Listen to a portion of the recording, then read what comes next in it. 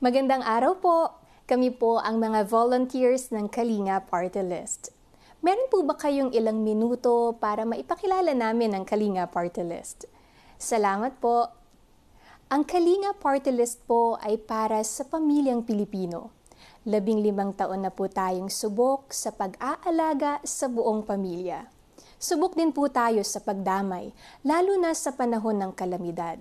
Kaya po umiikot sa buong Pilipinas ang ating mga fire trucks at ambulance.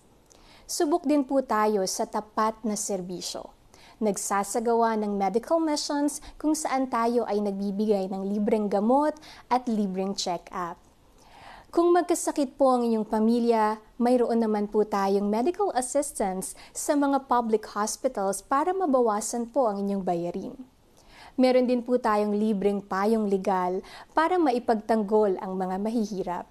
Nagtatayo rin po tayo ng mga classrooms, health centers, multipurpose buildings, basketball courts at mga kalsada. Sa Kongreso, isinulong naman po natin ang pagbibigay ng puhunan lalo na sa mga walang hanap buhay para makapagsimula sila ng negosyo.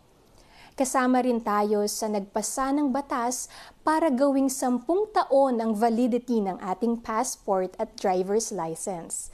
Kung iboboto niyo po ang Kalinga, patuloy nating ipaglalaban sa Kongreso ang mga batas na nagbibigay ng libreng medical check-up para sa bawat pamilyang Pilipino.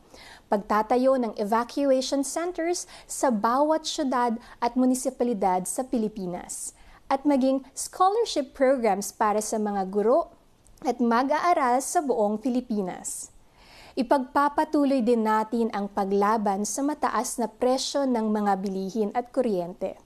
At isusulong natin na bumaba ang buwis o tax na binabayaran natin. Sana po bigyan niyo kami ng pagkakataon para ipagpatuloy ang subok na pag-aalaga sa pamilyang Pilipino.